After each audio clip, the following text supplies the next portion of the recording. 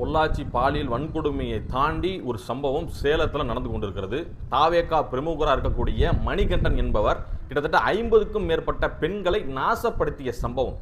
8000 ஆபாச வீடியோக்கள், பல பெண்களுடைய அந்த நிர்வாண வீடியோக்களை அந்த மொபைலில் அவன் வச்சிருக்கிறான். கிட்டத்தட்ட சேலத்தில் பல பெண்களுடைய வாழ்க்கையை நாசப்படுத்திய தாவேகா பிரமுகர், ஒரு அயோக்கிய கேடுகட்ட இந்த நாய் இன்றைக்கு கைது செய்யப்பட்டிருக்கிறார். அக்ரஹாரம் என்ற அந்த பகுதியில் ஒரு மல்லிகை கடை வைத்திருக்கக்கூடிய இந்த தாவேகா பிரமுகர் மணிகண்டன் என்பவன் ஆல்ரெடி குட்கா போதைப் பொருட்களை விற்று சிறுவர்களையும் மற்ற அங்கே இருக்கக்கூடிய இளைஞர்களையும் வழிகெடுத்து காவல்துறையால் கைது செய்யப்பட்ட அயோக்கியன் இவன்.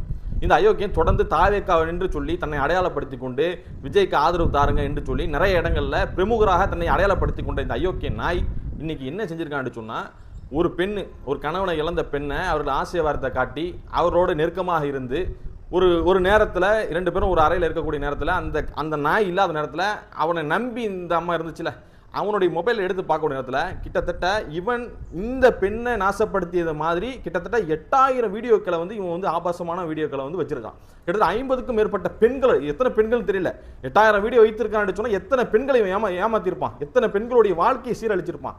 அப்போ அப்படிப்பட்ட இந்த அயோக்கியனை இன்றைக்கு அந்த பெண் பார்த்துவிட்டு இன்றைக்கு கம்ப்ளைண்ட் செய்து இன்றைக்கு மீடியாவில் அந்த பெண் கதறக்கூடிய இந்த செய்தி என்பது மிகப்பெரிய வருத்தம். இப்படிப்பட்ட ஒரு அயோக்கியன் தாவேகால இருந்து கொண்டு இந்த மாதிரி செய்வதை முதலமைச்சர் விஜய் அவர்கள் எப்படி வேடிக்கை பார்த்து கொண்டிருக்கிறார்கள். நான் மனுநீதி சோழராட்சியை கொண்டு வரப்போறேன், நல்லா வந்துடும் விஜய் அவர்களே. என்ன ஒவ்வொரு நாளும் செய்தி எடுத்துட்டு சொன்னா, தாவேகா நிர்வாகிகள் வெட்டி இன்னொரு ஆளை கொலை செஞ்சான், தாவேகா நிர்வாகிகள் ஒரு ஆயாவை, ஒரு பாட்டியை செங்கிலியா அறுத்தான், பாலியல் பலாத்காரத்தில் பெண்களை ஈடுபடுத்தினா.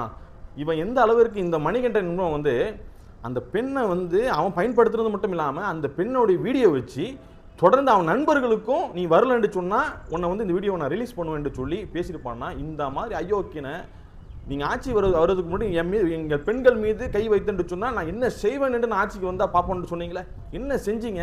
சிங்கப்பெண் அதிரடி படை திட்டம் என்று சொல்லி ஒரு லேபிளை ஒட்டி மூளைக்கு ரீல்ஸ் எடுப்பதால் மட்டும் இங்கே மாற்றம் வந்துடுமா? பெண்கள் பாலியல் ரீதியாக ஒடுக்கப்படாமல் வந்துடுவாங்களா?